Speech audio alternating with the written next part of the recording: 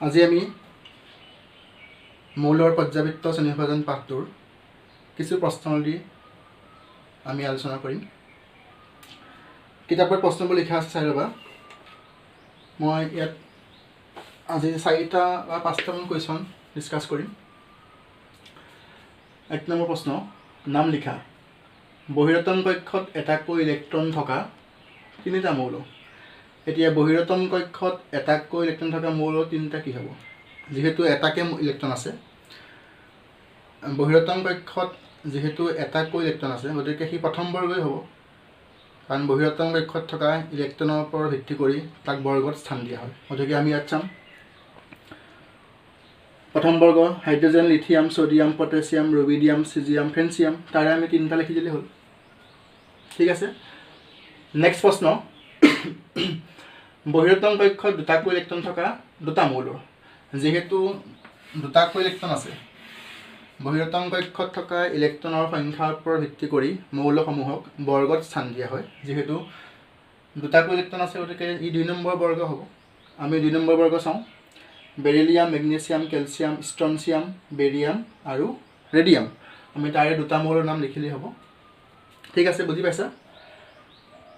Next প্ৰশ্ন আছে C number, পৰিপূৰ্ণ বহিৰতম কক্ষ থকা 3টা মৌল।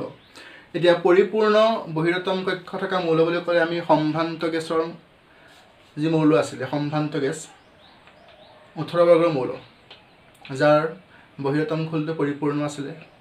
সিহঁতে কাৰোৰ পৰা ইলেক্ট্ৰন গ্ৰহণ নকৰে আৰু কাৰোকো ইলেক্ট্ৰন সিহঁতে ত্যাগো নকৰে। গতিকে ইহঁত সম্পূৰ্ণৰূপে সুস্থিৰ। গতিকে সিহঁতক এটা সুকীয়া বৰ্গ 18 বৰ্গত স্থান দিয়া হৈছে। গতিকে আমি সেই 18 বৰ্গৰ যিকেইটা মৌল আছিলে, হিলিয়াম, নিয়ন, আৰ্গন, ক্ৰিপ্টন, জেনন, ৰেডন, গতিকে ইহঁতৰ বহিৰতম কক্ষ পৰিপূৰ্ণ। হিলিয়ামৰ 2টা, নিয়নৰ 2.8, 8টা আছে বাহিৰত সুস্থিৰ। আৰ্গন 2.8.8, আৰ্গন 2.8.8 বাহিৰৰ খোল সুস্থিৰ। ক্ৰিপ্টন 2.8.18.8 ইয়াৰো সুস্থিৰ। ঠিক তেনেকৈ ইহঁতৰ প্ৰত্যেকটো মৌলৰ বাহিৰৰ খোলত 8টাকৈ ইলেক্ট্ৰন আছে। গতিকে ইহঁতৰ পৰিপূৰ্ণ বহিৰতম কক্ষ আছে। গতিকে ইহঁতক সুকীয়া বৰ্গত স্থান দিয়া হৈছে। তাৰে আমি 3টা মৌল, 6টা আছে, আমি 3টা মৌলৰ নাম লিখিলেই হ'ব। নেক্সট কুৱেশ্যন আছে, কোনটো মৌলৰ আছে ইলেক্ট্ৰন পূৰ্ণ 2টা কক্ষ? ইলেক্ট্ৰন পূৰ্ণ 2টা কক্ষ মানে 2টা কক্ষ ইলেক্ট্ৰন পূৰ্ণ হৈ আছে। আমি জানো যে কে খোল, এল খোল, এম খোল, 3টা খোল লৈছোঁ মই। কে খোলত ইলেক্ট্ৰন পূৰ্ণ হয় 2টা, এলত হয় 8টা। গতিকে ইলেক্ট্ৰন পূৰ্ণ 2টা কক্ষ, 2টা কক্ষ পূৰ্ণ হৈ আছে। কাৰ আছে? ইয়াৰ যদি মই ক্ৰমাংক লওঁ, 2 × 8 = 10, 10টো কাৰ? আমি ইয়াত চাম 10টো কাৰ আছে, নিয়ন, যাৰ ক্ৰমাংক 10, 2.8। গতিকে ইয়াৰ এনচাৰ কি হ'বগৈ? নিয়ন। 2.8.2 কাৰ ইলেক্ট্ৰনীয় বিন্যাস? 2.8.2 ইয়াৰ আছে বাহিৰৰ খোলৰ ইলেক্ট্ৰন 2টা, গতিকে 2 নম্বৰ বৰ্গ হ'ব। যিহেতু 3টা খোল আছে, 3 নম্বৰ পৰ্যায়। এতিয়া 3 নম্বৰ পৰ্যায় আৰু 2 নম্বৰ বৰ্গ ক'ত আছে? 2 নম্বৰ বৰ্গ আৰু পৰ্যায় 1, 2, 3 মেগনেছিয়াম। গতিকে মেগনেছিয়ামৰ বিন্যাস হ'ব 2.8.2। C নম্বৰ কুৱেশ্যনটো, যোজক কক্ষত 4টা ইলেক্ট্ৰন সৈতে 3টা কক্ষ। 3টা কক্ষ দিয়া আছে, কিন্তু যোজক কক্ষ মানে এইটো কি বুজিম যে বহিৰতম কক্ষক ক'ব কি? যোজক কক্ষ।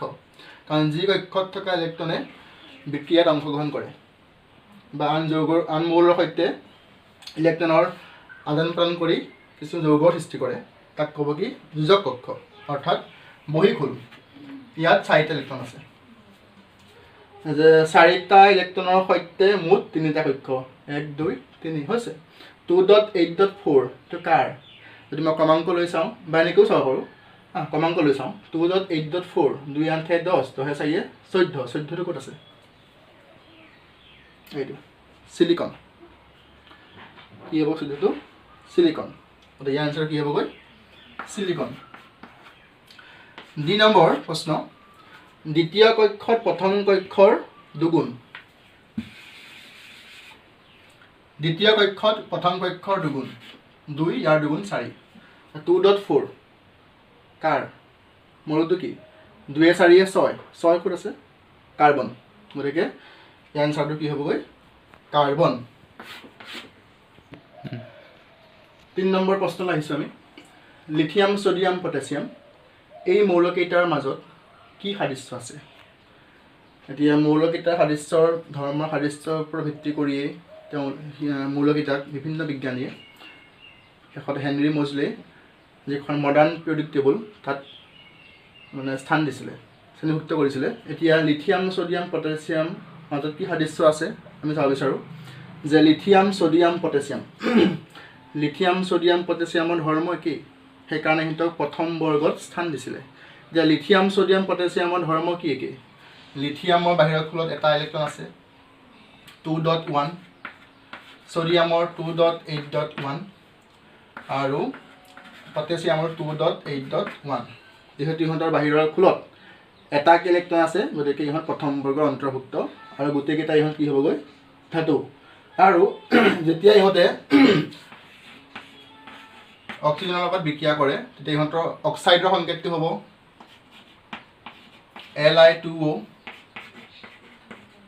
Na2O K2O Li2O Na2O K2O গতিকে অক্সাইডৰ সংকেতটো একেই আৰু যদি মই বিক্ৰিয়া কৰোঁ ক্লোৰিনৰ লগত যৌগটো হ'ব LiCl lithium chloride sodium chloride potassium chloride KCl গতিকে লিথিয়াম সোডিয়াম পটাছিয়াম মৌলকেইটাৰ মাজত যথেষ্ট সাদৃশ্য আছে আৰু ইহঁত প্ৰথম বৰ্গৰ অন্তৰ্ভুক্ত next question A B C তিনিটা মৌলৰ নাম দিয়া আছে নামাকৰণটো A B C কে কৰিছে 16 বৰ্গত B মৌলক স্থান দিছে 17 বৰ্গত A আৰু C মৌলক স্থান দিছে তে প্ৰশ্ন সুধিছে যে মৌল A মৌলটো ধাতু নে অধাতু যেহেতু 17 বৰ্গত আছে আমি চাম যে 17 বৰ্গত কি দিয়া আছে ইয়েলো কালাৰ হালধীয়া গতিকে ইহঁতবোৰ কি হ'বগৈ অধাতু অৰ্থাৎ মৌল এটো কি হ'বগৈ অধাতু C মৌলটো এতকৈ বেছি সক্ৰিয় নে কম সক্ৰিয় এতিয়া C টো আছে তলত A টো আছে ওপৰত যেহেতু বৰ্গ হৈ আছে বৰ্গত অধাতুৰ যে সক্ৰিয়তা গুণ ক্ৰমান্বয়ে কমি আহে গতিকে C মৌলটো এতকৈ কম সক্ৰিয় ঠিক তেনেকৈ C নম্বৰ প্ৰশ্নটো C মৌলটো আকাৰত বিতকৈ ডাঙৰ নে সৰু C মৌলটো আকাৰত বিতকৈ ডাঙৰ নে সৰু যেহেতু আকাৰ ক্ৰমান্বয়ে পৰ্যায়ত বামফালৰ পৰা সোঁফাললৈ ক্ৰমান্বয়ে কমি যায় গতিকে C মৌলটো বিতকৈ সদায় সৰু হ'ব নেক্সট প্ৰশ্ন কোনটো মৌলই কি ধৰণৰ আয়ন সৃষ্টি কৰিছে এতিয়া আয়ন আমাৰ দুটা আছে এটা আছে আমাৰ কেটায়ন যাৰ পজিটিভ হয় ধনাত্মক আনটো আছে আমাৰ এনায়ন যেটো নেগেটিভ হয় ঋণাত্মক গতিকে বি মৌল যেটো অধাতু গতিকে তাৰ হ'ব এনায়ন ইলেক্ট্ৰন গ্ৰহণ কৰিব এ আৰু সি দুইটাই কি হ'বগৈ এনায়নে হ'ব যেটো 17 বৰ্গৰ মৌল অধাতু গতিকে এ বি সি তিনিটা মৌলই এনায়ন আয়ন সৃষ্টি কৰিব গতিকে এইকেইটা প্ৰশ্ন উত্তৰ ইমানেই আছিল 5 নম্বৰ প্ৰশ্ন এটা পৰমাণুৰ বিন্যাস 2.8.7 পৰমাণুৰ বিন্যাস দিয়া আছে 2.8.7 এতিয়া প্ৰশ্ন সুধিছে এই মৌলটোৰ পাৰমাণৱিক সংখ্যা কি 2.8.7 আমি সংখ্যাকেইটা যোগ কৰি দিলে হ'ল 2 8 10 10 7 17 গতিকে ইয়াৰ সংখ্যা হ'ব 17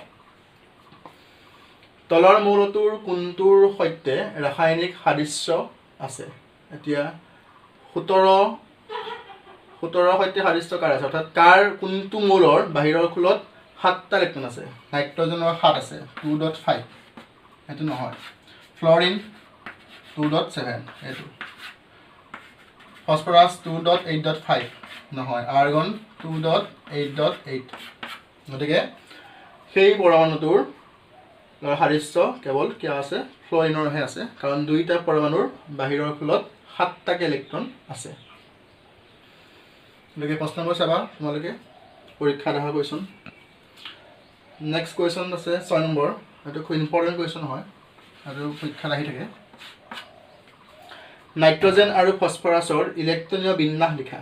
নাইট্ৰজেন N ইয়াৰ ক্ৰমাংক 7 2.5, ফছফৰাছ ইয়াৰ ক্ৰমাংক 15 2.8.5, নাইট্ৰজেনৰ 2.5, ফছফৰাছৰ 2.8.5 লিখিলোঁ। এতিয়া সুধিছে ইহঁতৰ ভিতৰত কোনটো বেছি বিদ্যুৎ ঋণাত্মক। এইটো নাইট্ৰজেন বেছি বিদ্যুৎ ঋণাত্মক নে ফছফৰাছ বেছি বিদ্যুৎ ঋণাত্মক। এতিয়া বিদ্যুৎ ঋণাত্মক মানে হৈছে কোনটো পৰমাণু বেছি সক্ৰিয়। যেহেতু নাইট্ৰজেন ফছফৰাছ দুয়োটা অধাতু, গতিকে কোনটো অধাতুৰ অধাতুৱে কোনটো বেছি। এতিয়া যদি আমি চাওঁ যে ইহঁতৰ বাহিৰৰ খোলত 5টা ইলেক্ট্ৰন আছে, ইয়াৰো 5টা আছে, ইয়াৰো 5টা আছে, গতিকে ইহঁত 15 বৰ্গত অন্তৰ্ভুক্ত। 15 বৰ্গ এইটো 15 বৰ্গ অন্তৰ্ভুক্ত হৈ আছে নাইট্ৰজেন ফছফৰাছ। এতিয়া নাইট্ৰজেন ফছফৰাছৰ ভিতৰত কোনটো বেছি বিদ্যুৎ ঋণাত্মক মানে কোনটো বেছি সক্ৰিয়। যেহেতু বৰ্গত অধাতুৱে ধৰ্ম ক্ৰমান্বয়ে তললৈ কমি যায়, গতিকে ফছফৰাছতকৈ নাইট্ৰজেনটো বেছি সক্ৰিয়, বেছি বিদ্যুৎ ঋণাত্মক।